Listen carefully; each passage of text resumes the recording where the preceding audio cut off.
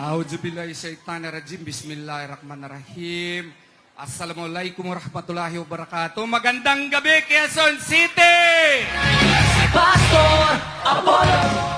Let me begin by saying gratitude is the greatest of all virtues and is the parent of all of them.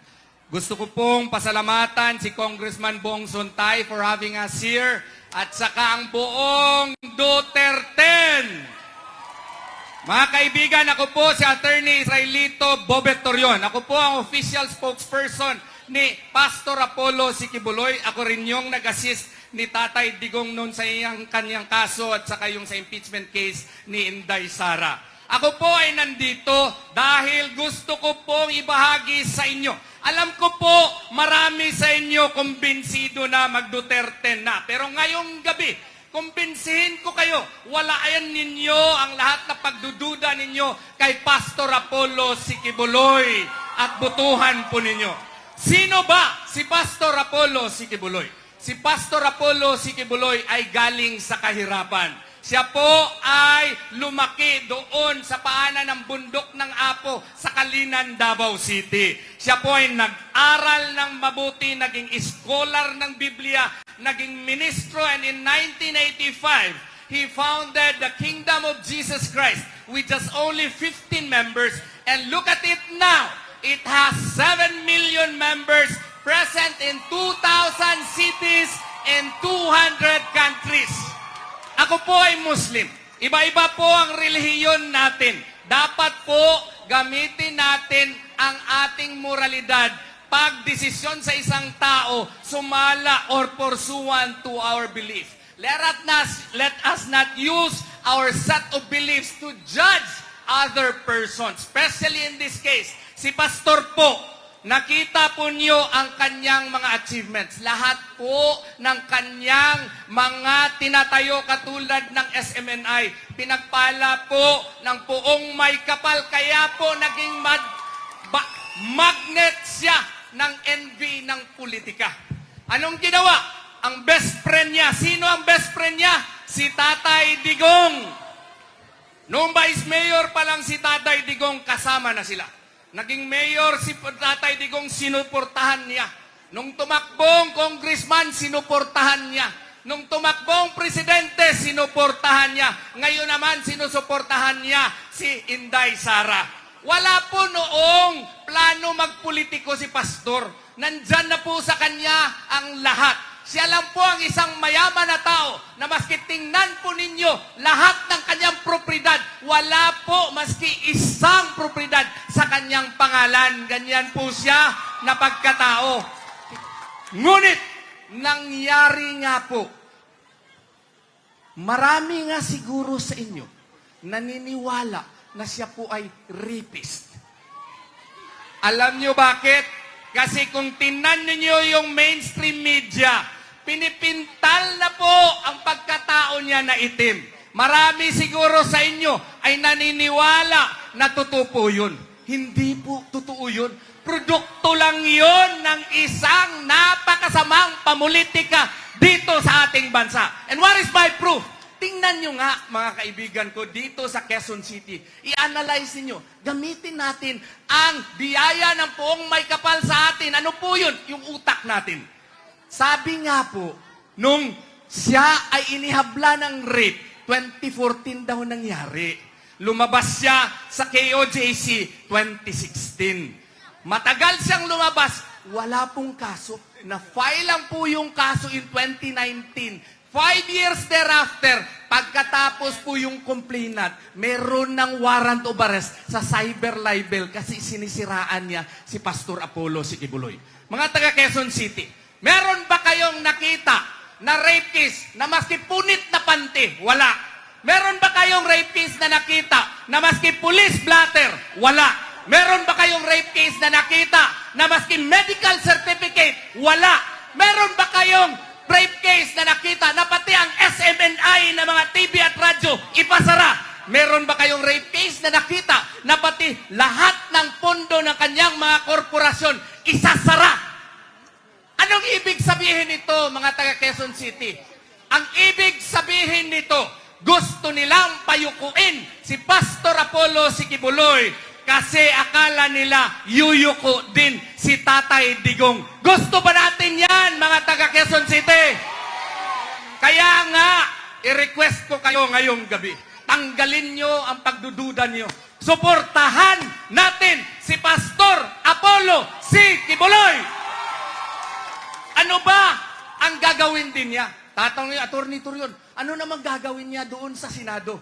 Mga kaibigan ko, yung iba, nagsisimula pa lamang. Si Pastor Apollo C. Kibuloy, meron ng Exhibit A. Ano yung Exhibit A?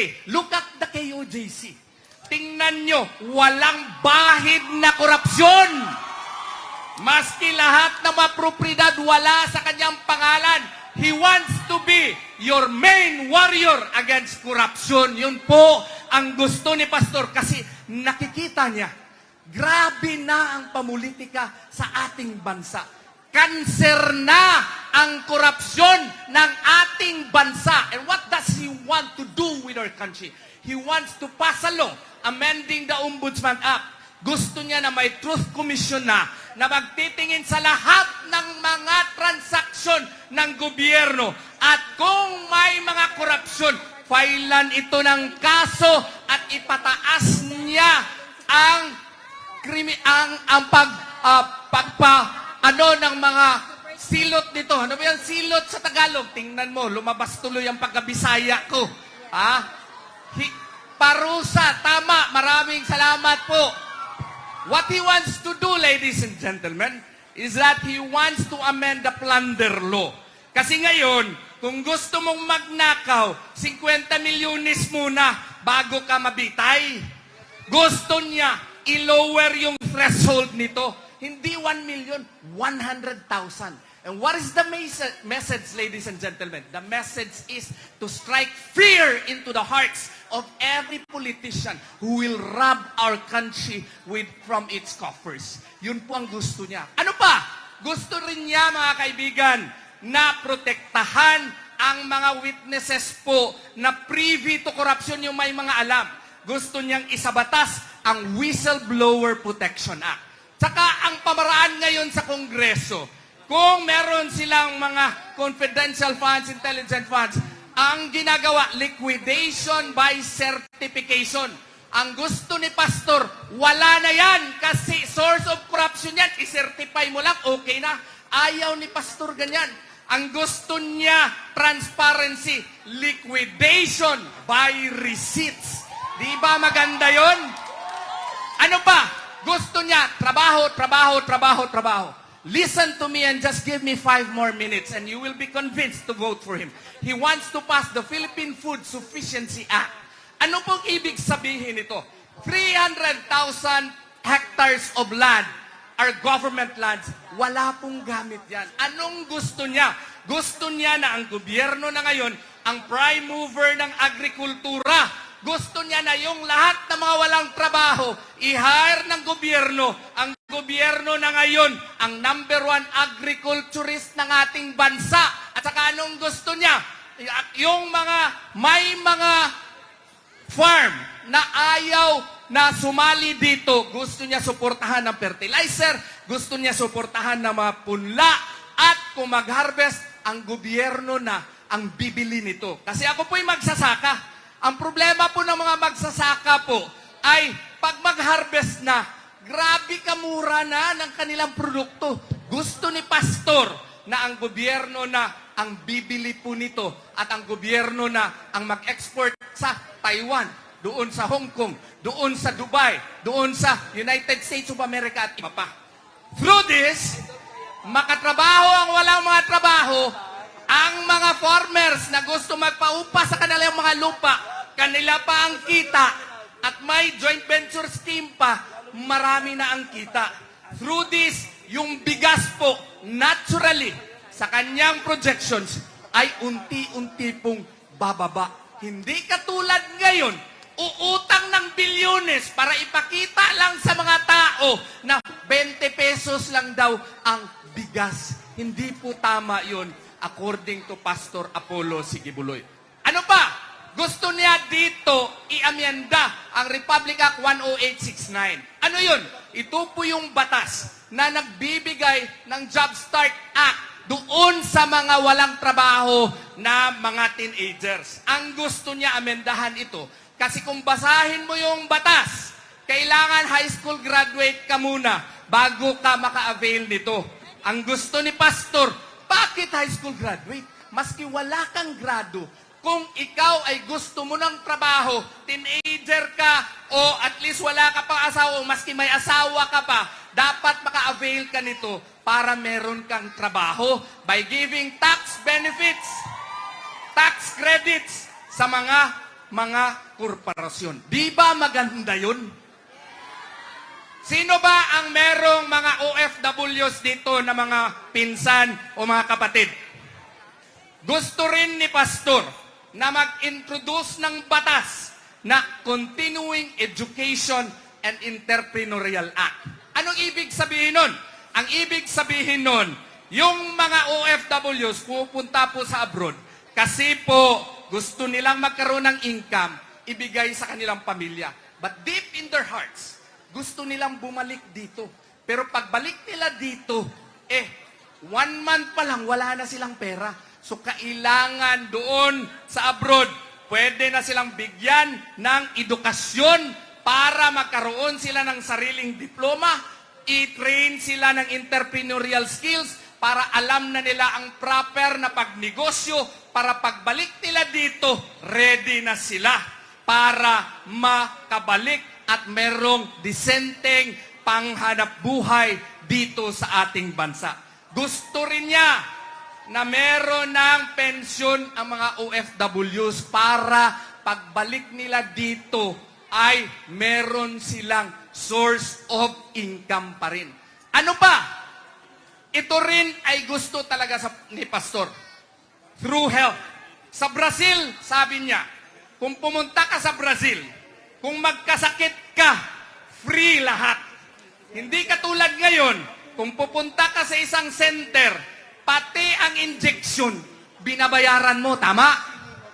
Ang gusto ni Pastor ay maggawa ng batas na isisiguro na ang ating kalusugan pagkapunta mo sa hospital, as much as possible, wala nang bayad. Yan po ang gusto ni Pastor. At saka, gusto niya talaga na lahat ng mga kabataan ay makapag-aral mula sa elementarya at saka sa kolehiyo na walang bayad. Posible ba yun? Try! Choose Pastor Apollo Sikibuloy. Kung nagawa niya yan sa KOJC, wala pong rason kung hindi niya magawa yan kung pagbibigyan ninyo siya ng tsansa na maging senador. Pwede ba yon mga taga Quezon City? Alam ko, last 1 minute na lang. Pero may ituro ako sa inyo na kanta. Kasi mahirapan kayo pag-memorize sa mga 10 kandidato ng PDP Laban. Pero meron akong kanta na ginawa ng aking kaibigan na taga Pangasinan. Ito ang kanta. Marke, marke, batbong, hero sa Malabon. Marke, marke, batbong, hero sa Malabon. Anong ibig sabihin yan? Marculeta. Kilala niyo si Atty. Marculeta, yung magiting at magaling na abogado na dumipensa ni Inday Sara doon sa House of Representatives. Pwede ba natin siya iboto? Oh, Kibuloy, isang loyal na kaibigan masyado ni Tatay Digong na maski inopera na ng maraming pera, nag-stick pa rin kasi loyal kay Tatay Digong. Kibuloy, pwede ba siya? Bato de la Rosa, dating general, magiting, magaling na senador, dapat ibalik. Marque Batbong, Bongo, Mr. Malasakit, na-try na natin siya, dapat siya ibalik din sa Senado. Marque Batbong, Hinlo, ang representante ng Visayas. Magaling na abogado, matalino. Dapat may representative din ng Visayas. Rodriguez, maisog na abogado, matalino, dati executive secretary ni Marcos. Ngayon ay hindi niya naiintindihan pamamalakad. Nandito na ngayon kay Tatay Digong. Sa Salvador, premyadong aktor, may puso, dapat natin ilagay sa Senado. Malabon, Mata, Dr. Mata, kailangan natin ng doktor sa Senado. Lalambino, magiting, magaling na abogado. Noon pa ito, dapat ito noon pa maging senador. Pagbigyan natin siya, gawin nating senador. Bundok, yan. Gwapo na singer, magaling na singer, abogado pa. Pwede ba tayong kumanta? Okay? Ready? Go! Marky Batbong, hero sa Malabon. Marky Batbong, hero sa Malabon. Marky Batbong, hero sa Malabon. Marky Batbong, hero sa Malabon. Maraming salamat!